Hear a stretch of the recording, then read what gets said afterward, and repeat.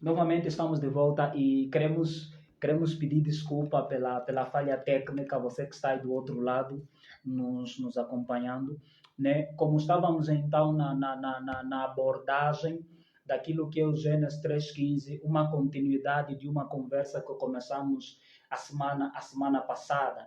E a ideia é a gente perceber os pontos simbólicos, né, que o versículo nos apresenta, como por exemplo cabeça, como por exemplo calcanhar, como por exemplo a questão de mulher, não mulher, e a questão da serpente, não serpente. Afinal de contas, o que é que Deus queria transmitir quando então disse que eu porei inimizade entre a mulher e a serpente, entre a descendência da mulher e também a descendência da serpente, que esta te ferirá a cabeça e tu lhe ferirás o calcanhar. O nosso obreiro Amândio está aqui do outro lado, já vos apresentei, e alguns que estão lá do outro lado também já conhecem o nosso obreiro Amândio, então estará aqui nos ajudando a perceber esses pontos simbólicos que trazem então aquilo que é a primeira promessa de salvação que Deus fez ao primeiro casal. Bom, muito obrigado, né? Nós tornamos, né, aqui.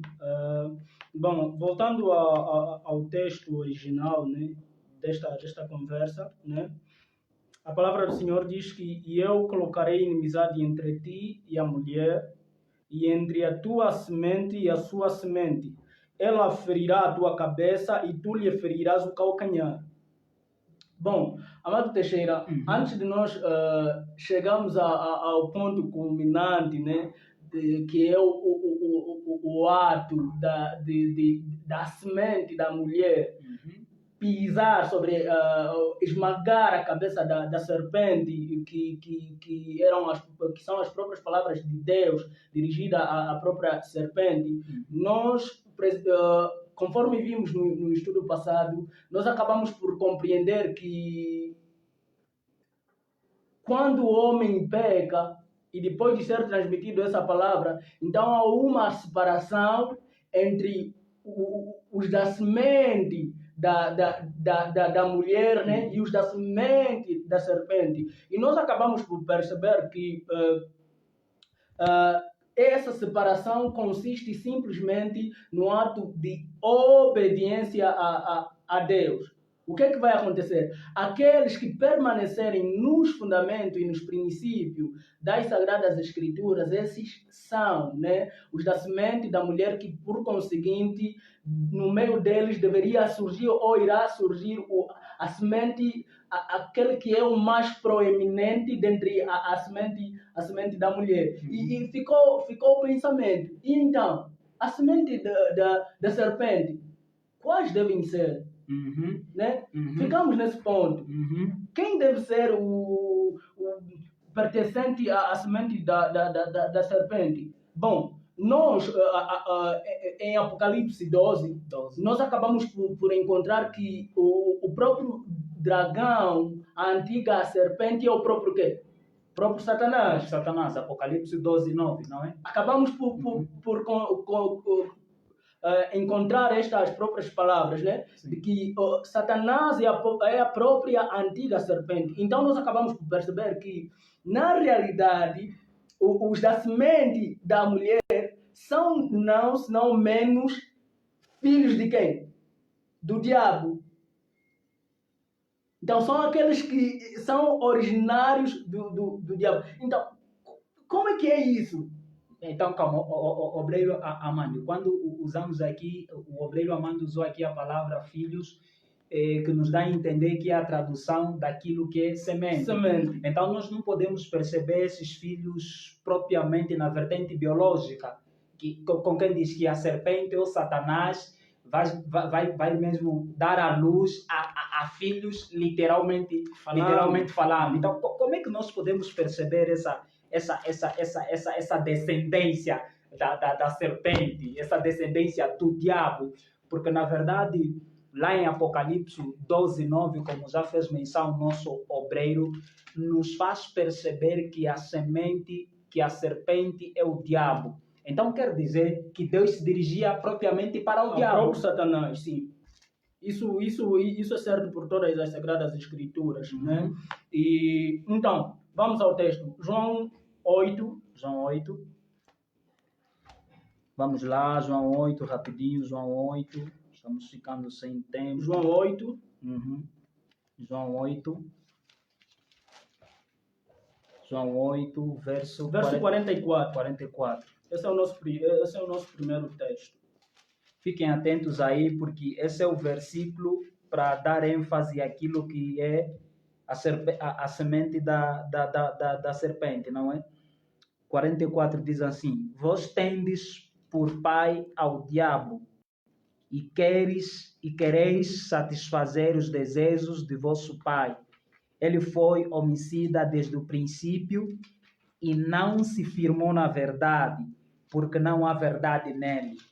Quando ele profere mentira, fala do que lhe é próprio. Ok. Porque é mentiroso e pai da mentira. E pai da mentira. Então, nós acabamos por perceber que existem pessoas que são filhos do próprio diabo.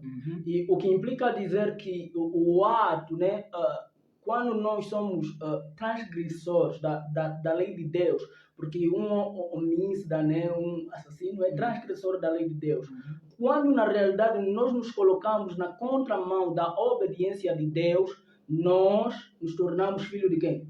Do próprio diabo. Porque a palavra de Deus diz que vós quereis satisfazer o desejo do vosso pai. Quer dizer que quando nós nos rebelamos contra a lei de Deus, nós automaticamente nos tornamos filhos do próprio inimigo. E o que me surpreende é que esse primeiro ato nós podemos encontrar com Caim. A referência que houve entre Caim e Abel. Vamos só ler. Voltando já para... Vamos ler primeira João. 1 João.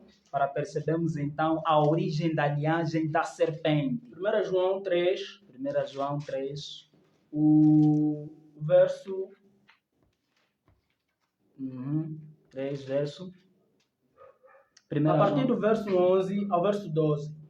11 ao verso 12. Diz assim: porque esta é a mensagem que ouviste desde o princípio, que nos amemos uns aos outros, não como Caim, que era do maligno e matou seu irmão. E por que causa o matou? Porque as suas obras eram más e as de seu irmão justa. Ok. Então nós acabamos por perceber que Caim era do inimigo. Imagine, irmão Teixeira, a Bíblia aqui diz que Caim, as suas obras eram más.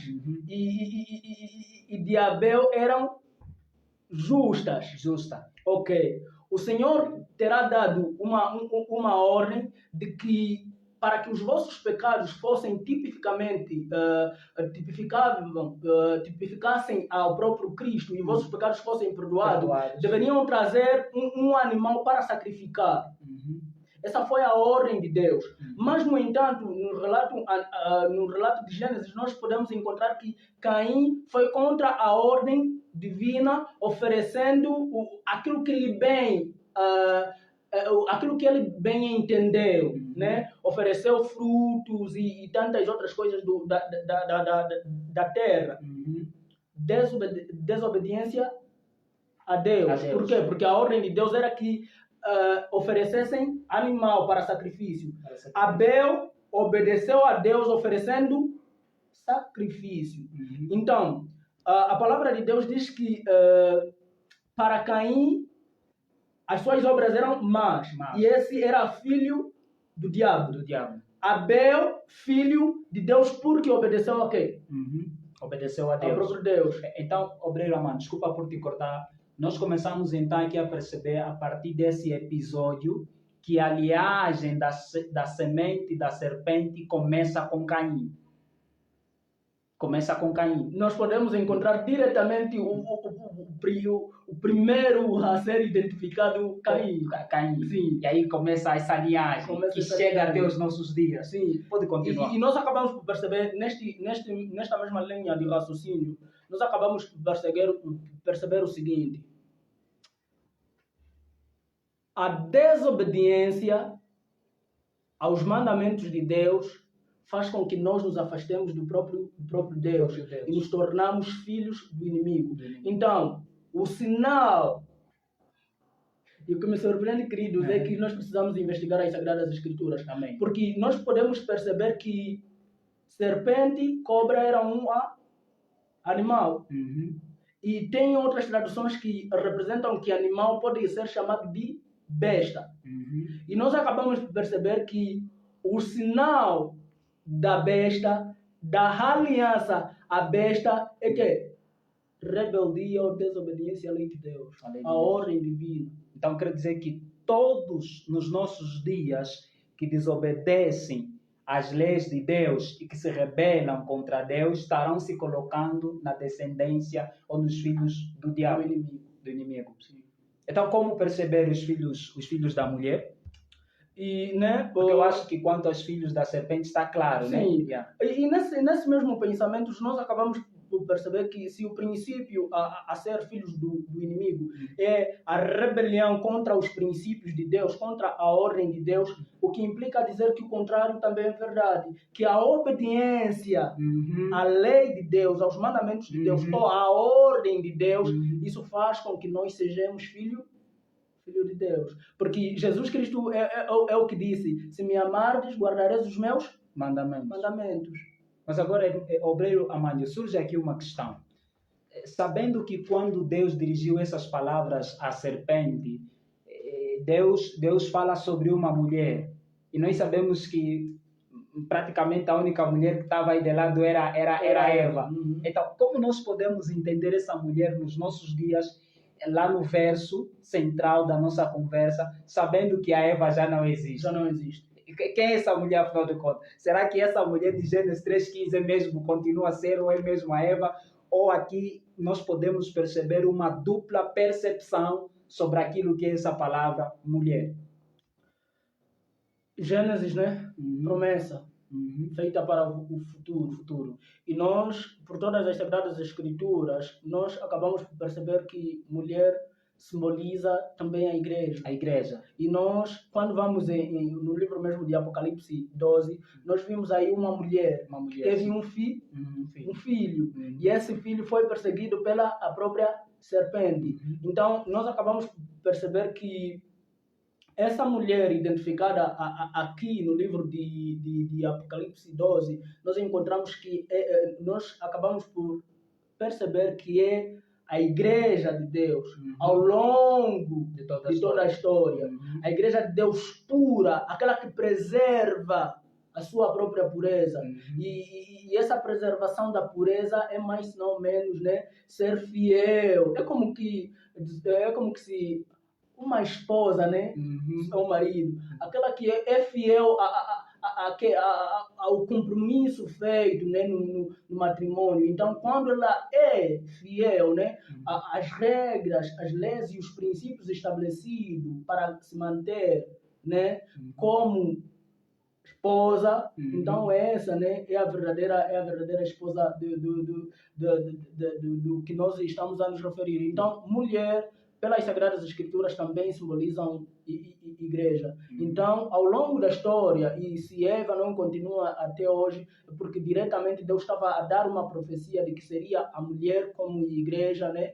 E dentro da igreja há os seus filhos. Então, aqueles que se mantêm os próprios princípios são filhos, semente da mulher. Mas viria um que é o proeminente dentre todas as coisas. O maior, que diretamente esse verso referencia-se a ele. Vamos chegar já até ali. Pessoal, se vocês perceberem, o obreiro Amândio estava a nos falar sobre Apocalipse 12. E se vocês irem lá para Apocalipse 12, vão perceber que aí praticamente já estava se cumprindo a inimizade que Deus proferiu em Gênesis 3:15. Tanto que no último versículo do Apocalipse 12, que é o versículo 17, fala daí da semente que foi perseguida pelo dragão e tal, e essa semente é o resto e tal, e fala de uma semente, fala de um resto da semente, ou seja, o resto, né, dos filhos da mulher que sobraram e continuaram a guardar os mandamentos de Deus, e esses têm um testemunho o testemunho de Jesus. Então nós percebemos que ao longo do tempo a igreja foi perseguida. E essa perseguição é cumprimento desta inimizade que Deus colocou entre a igreja e o diabo, entre Cristo e o diabo. Mas, desde já, o nosso obreiro Amândio falava sobre uma semente especial, que parece que é esta semente especial que seria ferida no seu calcanhar, não é? Mas que depois essa mesma semente especial esmagaria o quê? A cabeça. Mas cabeça de quem? Qual é essa cabeça? Será que estamos falando de cabeça? Quer dizer, essa semente especial pisaria mesmo a cabeça, literalmente falando de alguém, da serpente? Como entender isso, obreiro Amândio? Como entender isso? Porque acho que lá do outro lado, a nossa família, o nosso pessoal estão curiosos, então, para chegarmos até a essa abordagem, para que o nosso verso seja culminado e assim a gente perceba onde queremos chegar. Deus seja louvado, né? Deus seja louvado, porque em meio a um caos, né? Em meio à dor e ao sofrimento, à morte que entrou no universo, o Senhor ele vem com uma promessa de que, apesar do pecado entrar no mundo e isso fazer com que as pessoas se tornem escravos do pecado, ainda há uma esperança de que há alguém que pode colocar em nossos próprios corações o desejo de voltar a obedecer a Deus, porque essa é a maior promessa. Quando a palavra de Deus diz que e ela ferirá a tua cabeça e tu lhe ferirás o calcanhar, está a nos mostrar que o poder do inimigo, do próprio Satanás que nós encontramos aqui no objeto da própria serpente, ele trouxe o pecado. Então, essa semente, a própria proeminência dentre todas as sementes da mulher, ele deveria, ao pisar sobre a cabeça da serpente, que é o próprio diabo, né? É o próprio diabo, ele faria com que as obras do inimigo pudessem ser destruídas. O que implica dizer que ele traria a esperança.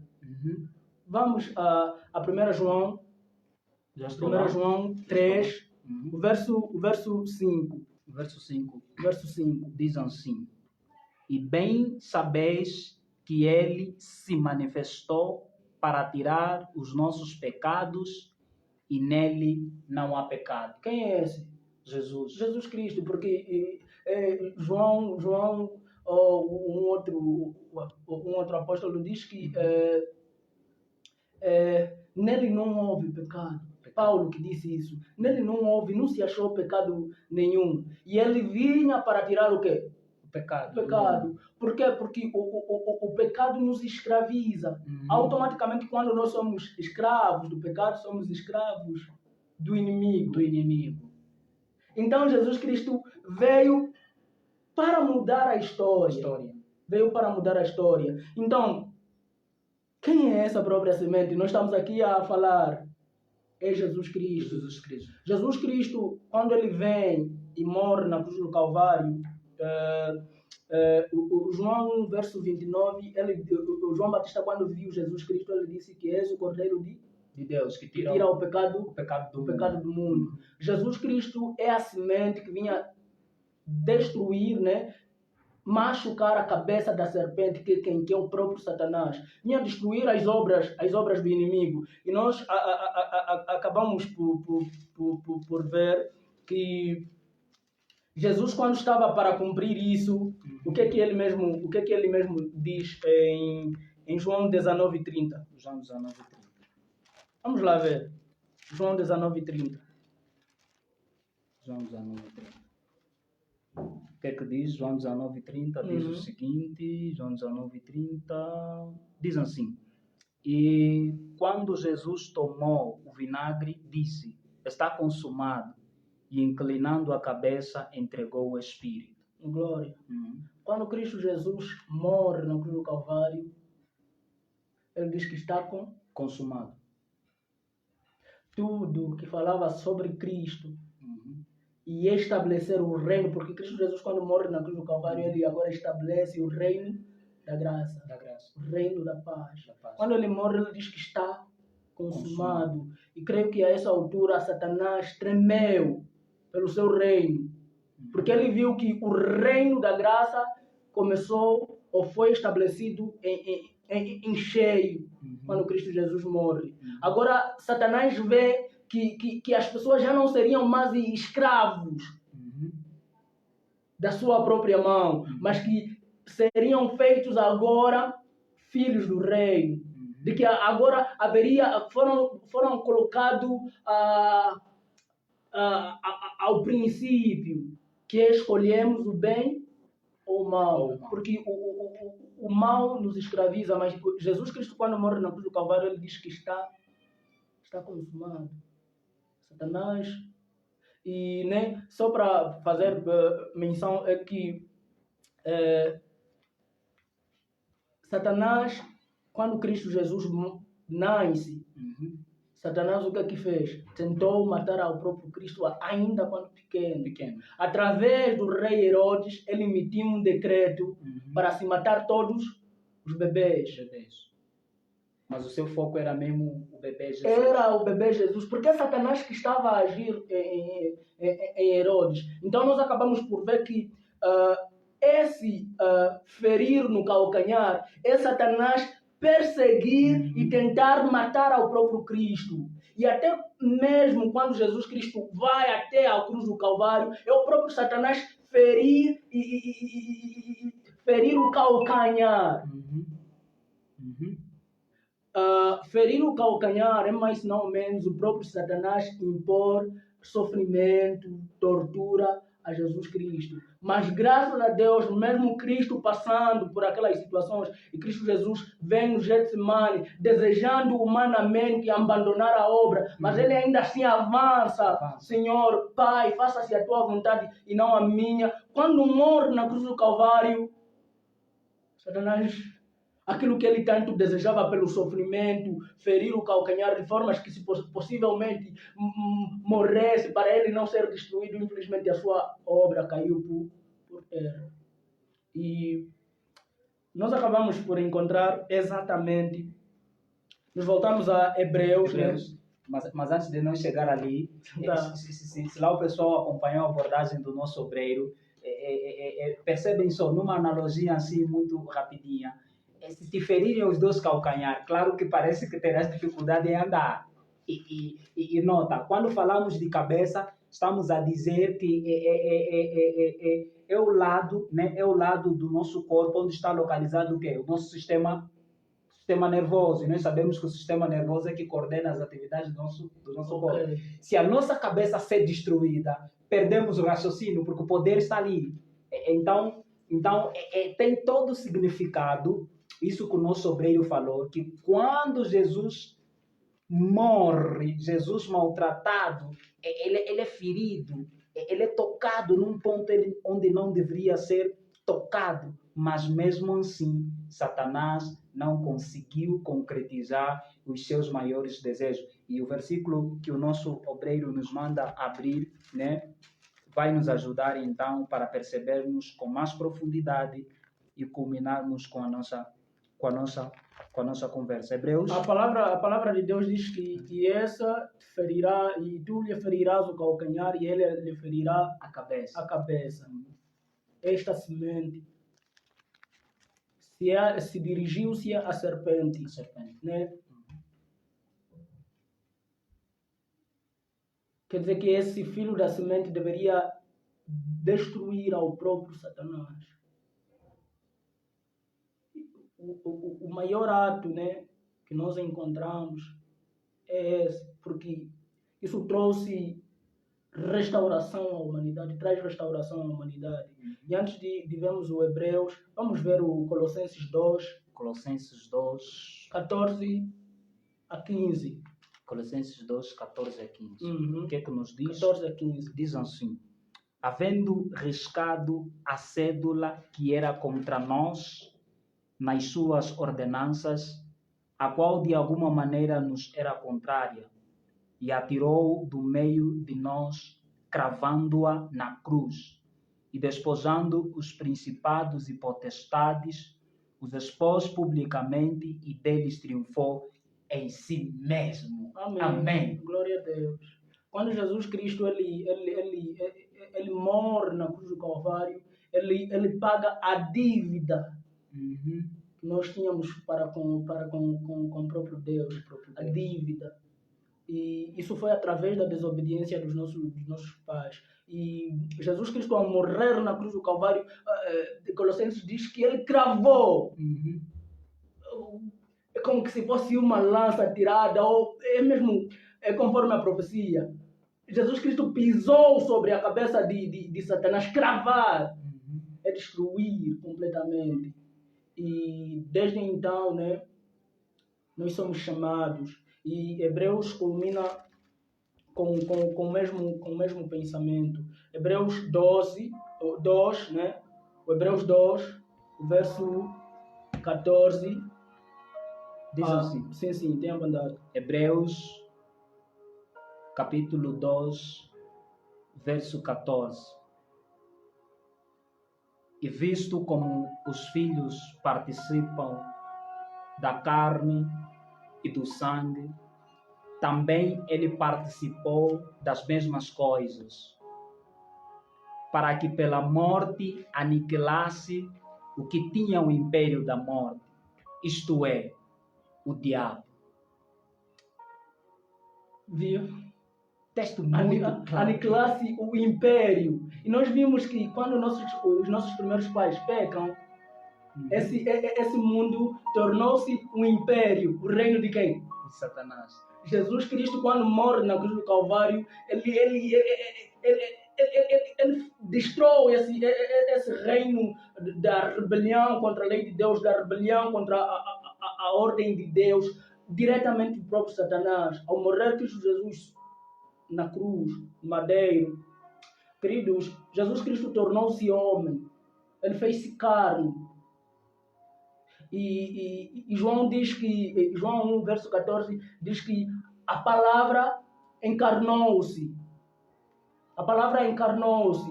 E essa palavra, quando encarnou-se, ele veio a esse mundo para destruir as obras do próprio quem? Do próprio Satanás. E as obras de Satanás é mais não menos as próprias obras que têm origem no próprio pecado. Jesus Cristo e queridos, muito além de nos atermos, né, naquilo que é a profecia ali descrita, encontramos qual é a esperança que nos foi trazida, né, através de Cristo Jesus ao morrer na cruz do Calvário. E a palavra de Deus faz-nos menção de que Cristo Jesus, né, essa morte, o Cristo, ao encravar, ao destruir a cabeça de Satanás lá na cruz do Calvário, não é um ato que deve ficar lá na história. Amém. A pergunta é, será que Cristo Jesus tem triunfado e pisado sobre a cabeça de Satanás em nossa própria vida? Ou é um ato meramente que ficou lá na história, no passado? Porque a maior coisa que nós podemos retirar desse estudo, desses textos, é saber que Cristo Jesus pode destruir as obras do inimigo em nossa própria vida. Amém.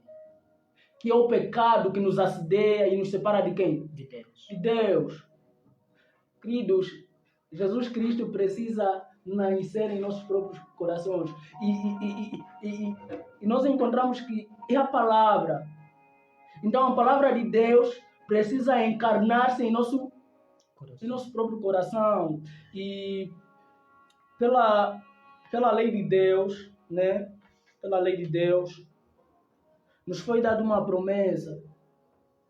E essa promessa podemos encontrar em Hebreus.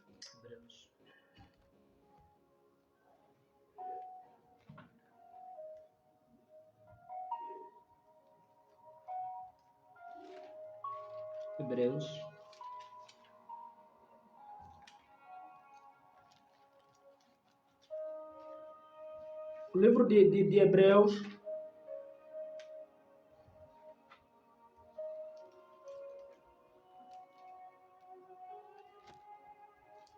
Hebreus Hebreus,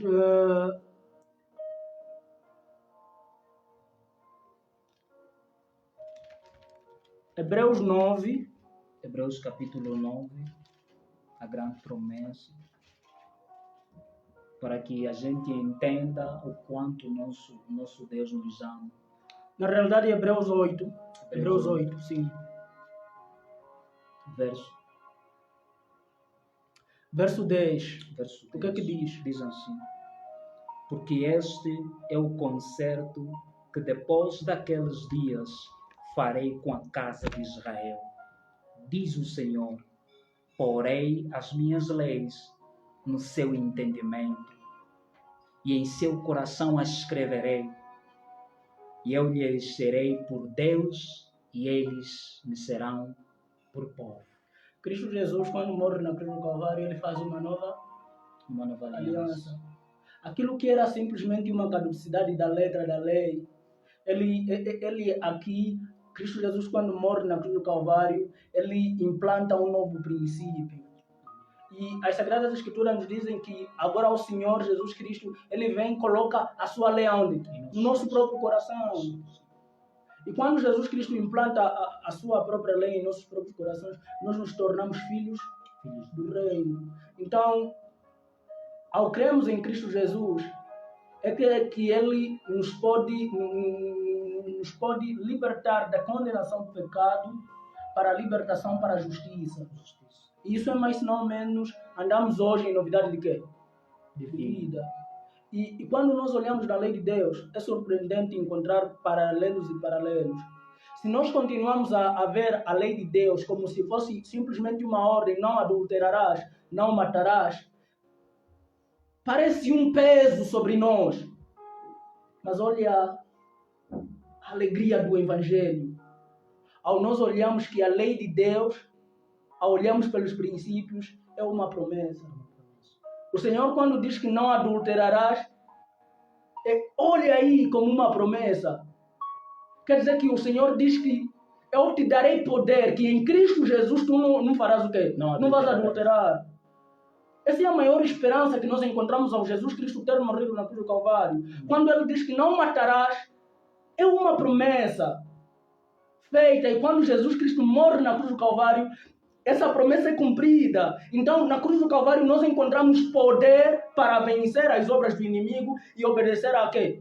A lei de Deus. Quando Deus diz que lembra-te do dia do sábado, nós acabamos por encontrar que esse é o mandamento mais proeminente dentre todos. Porque enquanto que outros vêm a ser uma promessa, nós ali encontramos que sabemos que é uma promessa, é porque é algo que foi dito no passado. E precisamos lembrar que foi feita uma promessa. E no quarto mandamento diz que lembra-te. Nós encontramos o princípio. O quarto mandamento nos diz para lembrar. E lembrar também das promessas feitas por Deus. E é no quarto mandamento que diz que quando Deus criou os céus e a terra, santificou o dia sétimo, aí o mandamento diz que é o Senhor. O Senhor é. E quando nós encontramos esse Senhor do sábado, esse também torna-se o Senhor de nossa própria vida. E nós queremos que o Senhor Jesus Cristo, ao triunfar sobre a cruz do Calvário, ao pisar sobre a cabeça de Satanás, ele estava a trazer paz, esperança. E, queridos irmãos, né, só para passar a palavra, nós hoje estamos tão apegados, né, nas coisas deste mundo. Mas eu gostaria de pegar o pensamento de alguém e baseando-se no livro de João 5, verso 39. O irmão Teixeira pode ler se possível. João 5, verso 39. Examinai, não é? João 5, verso 39. Desculpem, diz... Examinai, não sei se me engano, mas acho que é. Examinais as Escrituras, porque vós julgais ter nelas a vida eterna, e são elas que de mim testificam. Eu creio que